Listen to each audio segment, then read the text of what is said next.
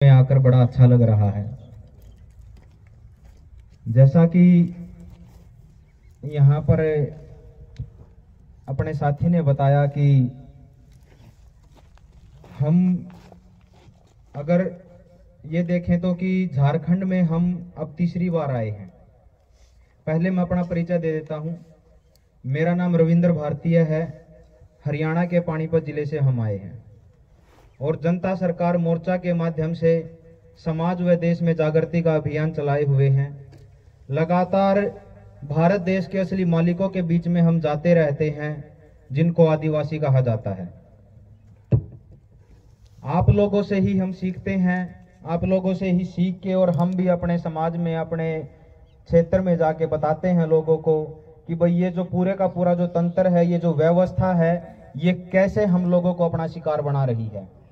और अब तो ये जग जाहिर हो चुका है, पूरे देश के लोगों को पता है, क्योंकि सुप्रीम कोर्ट के आदेश, सुप्रीम कोर्ट की एक टिप्पणी के बाद ये तो पता चल ही गया है कि आज भारत के जो मूल निवासी है वो कितने बचे हैं।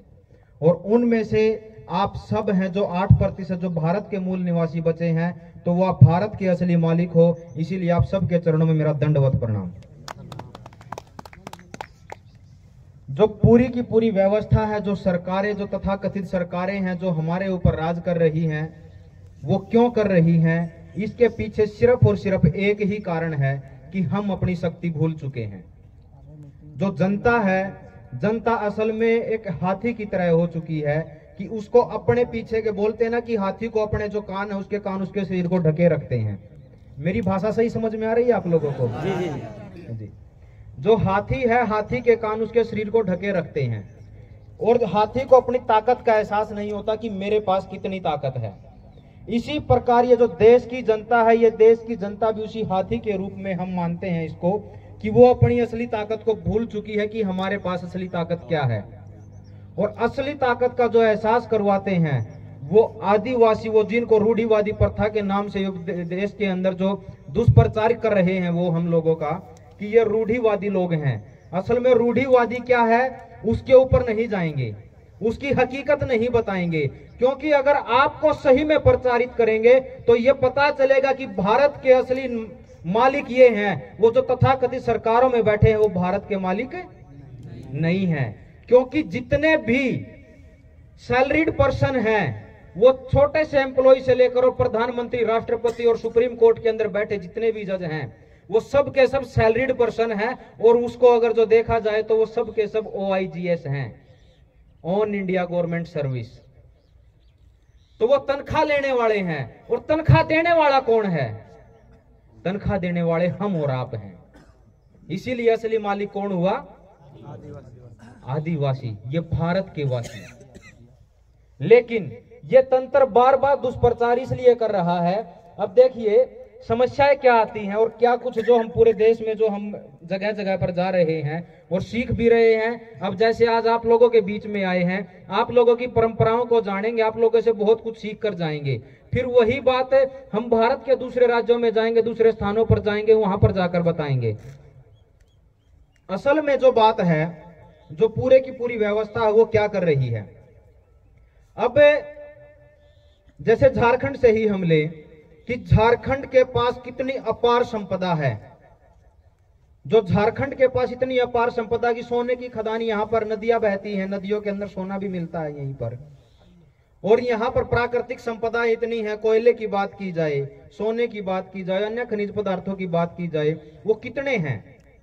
लेकिन क्या किया जाता है कि वो जो आप लोगों की वो जो धरोहर है, उस धरोहर को के ऊपर सरकार कब्जा करके और उसको कॉरपोरेट के हाथों में देती है और हमें उसके ऊपर तनख्वाह पे रखा जाता है, नौकरी पे रखा जाता है।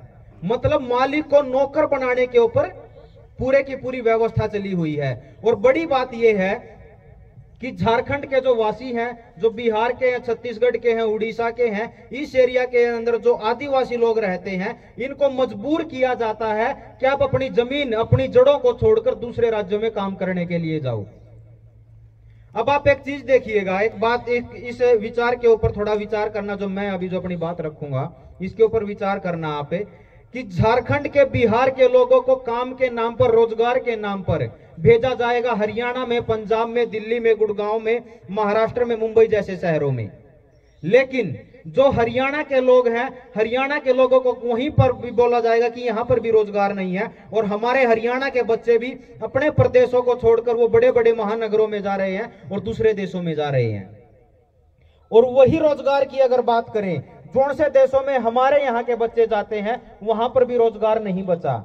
अमेरिका को बड़े नाम, बड़े तर्ज पर यह दिखाया जाता है कि वहां पर साहूकारी अव्वल दर्जे की है, और हमारे यहाँ के बच्चे सबसे ज्यादा अमेरिका जाते हैं। अब अचरज की बात यह है कि जो अमेरिका में तत्कालिक जो सरकार बनी है, वो सरकार केवल और केवल एक ही शर्त के ऊपर बनाई है वहां के लोगों ने, कि आप यहां से जो ये बाहर से जो प्रवासी आ रहे हैं, इनको जो आप डिपोर्ट करने का काम करोगे, हम तो आपको सत्ता में लाएंगे। और डोनाल्ड ट्रंप ने आते ही एक बात कही है कि ये जितने भी बाहर के जो लोग यहाँ पर शरणार्थी के तौर पर रह रहे हैं, हम इनको वापिस डिपोर्ट करेंगे, वापिस भेजेंगे। अब ये कड़ी जोड़ना आप कि जिस रोजगार के नाम पर यहाँ से बच्चे निकले हैं, दूसरे राज्यों में काम करने के लिए जाते हैं, हमारे यहाँ के बच्चे दूसरे देशों में जा रहे हैं। अभी पहले ही झटके में लगभग 80,000 भारतवासियों को यूएस ने घोषित कर दिया है कि हम इनको वापिस भेजेंगे। और उन्होंने ये बोला है कि अगर आप कोई भी देश, बहुत सारे देशों के लगभग 14 लाख लोगों के का ये आंकड़ा उन्होंने जारी किया है कि अगर आप इनको वापिस नहीं बुलाते हो तो हम आप लोगों के साथ व्यापार बंद कर देंगे। तो वो वापिस आएंगे। अब देखो आप कि जो हरियाणा पंजाब के जो बच्चे, वो हरियाणा पंजाब में वापिस आएंगे, और आप जब वो वहां पर आएंगे तो वो वहां पर जब काम करेंगे तो आपके बच्चों के पास रोजगार नहीं रहेंगे, वो वापिस यहां पर आएंगे। मतलब क्या है कि जो अपने जो हम स्वावलंबी हुआ करते थे, अपने हाथ के जो रोजगार हमारे पास हुआ करते थे, हम वो हाथ के रोजगार करना, हाथ के काम करना हम भूल चुके हैं।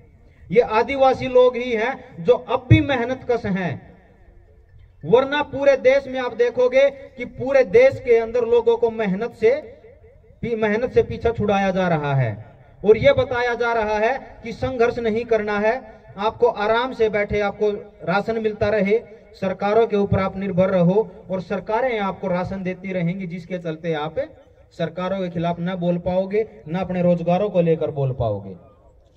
ये बात क्या है अब कि जो जिन सरकारों को पैसे देकर हम टैक्स के रूप में उनको टैक्स देकर हम जिन सरकारों को हम चलाते हैं, वही सरकारें हमारे को 2 किलो 4 किलो 5 किलो राशन के ऊपर निर्भर कर रही हैं। ये बड़े दुर्भाग्य की बात है देश के लिए कि आज पूरे के पूरे देश में 84 करोड़ लोगों को सरकार फ्री का राशन मुहैया करा रही है।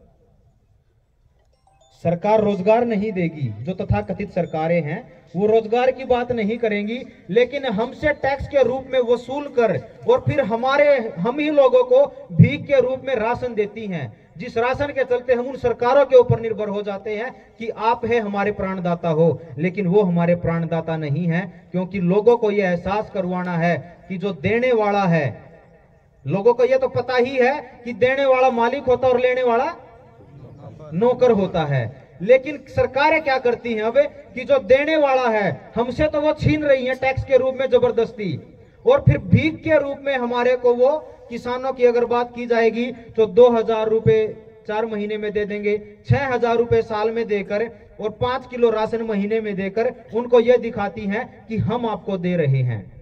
हमसे जो छीन रहे हैं, छीनने वाला क्या होता है? लुटेरा होता है। हमसे तो जबरदस्ती वो छीन रहे हैं, लूट रहे हैं, लेकिन वो लूट करके और भारत के 84 करोड़ लोगों को भीख के रूप में वो राशन देते हैं, और जो लोग फिर ये मानते हैं कि असल में तो सरकार वही है। हम भूल जाते हैं कि सरकार असल में देश की जनता है, हम हैं, लेकिन ये आप लोग ही ये देश के अंदर अब तो ये धीरे धीरे आदिवासी लोगों को जो दुष्प्रचार कर रहे हैं पूरे देश के अंदर, कि वो क्यों कर रहे हैं कि जैसे आदिवासी जो लोग हैं वो अपने हकों की लड़ाई लड़ते हैं, जब वो उनकी लड़ाई भी यही और हमारी भी यही है। आप लोग एक ही बात बोलते हो कि हमें रोटी बेटी और माटी, हम इसके लिए संघर्ष कर रहे हैं, और जो जनता सरकार मोर्चा के साथी हैं वो भी यही बोलते हैं कि जन जल जंगल जमीन और जानवर, इन 5 चीजों के ऊपर निर्णय लेने का अधिकार स्थानीय लोगों को होना चाहिए।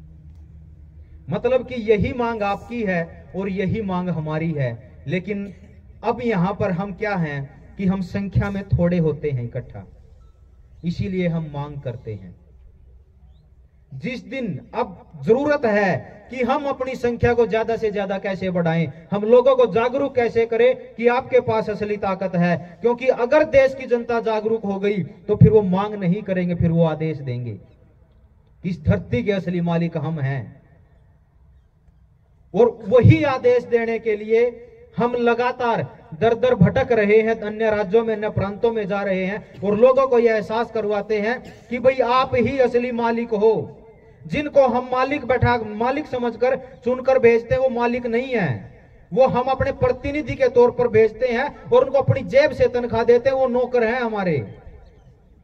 और जब हम अपने अधिकारों को लेकर जब हम बातें करते हैं तो हम वो आदेश नहीं देते उनको, हम उनके सामने भीख मांगते हैं, मांग करते हैं।